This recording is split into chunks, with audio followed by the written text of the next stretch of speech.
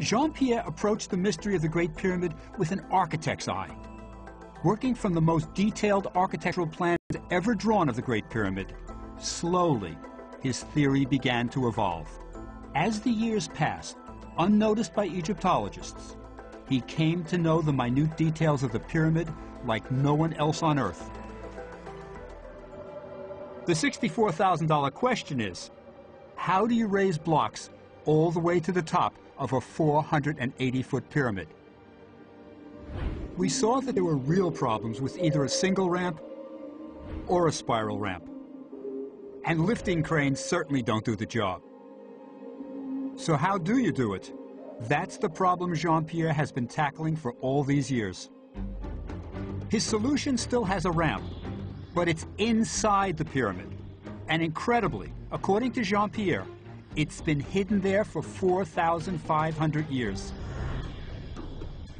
He calculated that the slope of this ramp had to be about 7% so the men could haul the blocks up it. He also figured the ramp would have to start at the base of the pyramid and go upwards as the pyramid grew. It's not as easy as it sounds. Remember, the pyramid is not solid.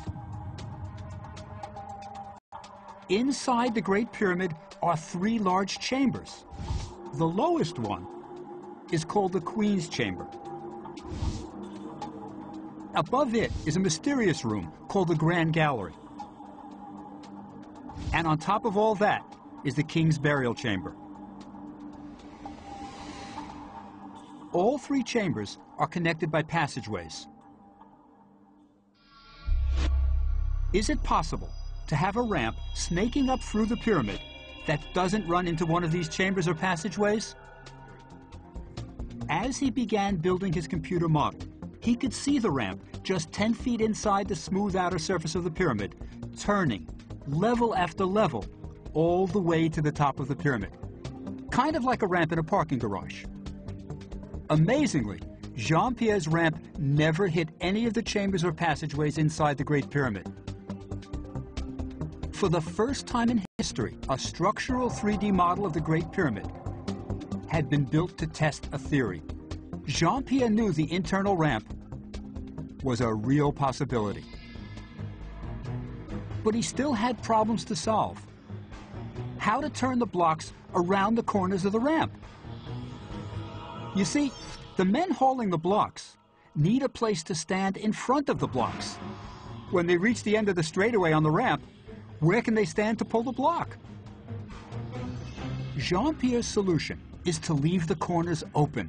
At the end of each length of the ramp, a notch, about 30 feet square, would have been left open. This notch let in light and fresh air, but it had an even more important function.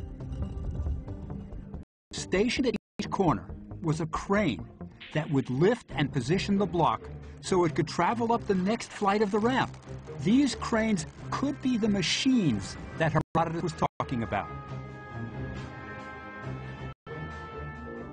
But like any good detective story, we've been saving the best for last.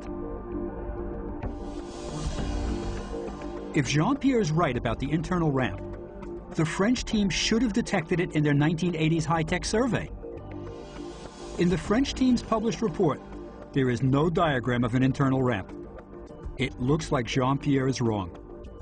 Surely a study this sophisticated would have found evidence of something as large as an internal ramp. But 15 years after the study, Jean-Pierre was asked to meet a member of the French team who said he had some very good news for him. Dr. Bouy had heard about Jean-Pierre's theory and wanted to show him something. A diagram that the French didn't fully understand, so they never published it. Voilà. C'est incroyable. This computer printout shows a low-density spiral shape inside the Great Pyramid. It's amazingly close to Jean-Pierre's drawing of the internal ramp. So years before Jean-Pierre's theory, the French may have found evidence of an internal ramp inside the Great Pyramid.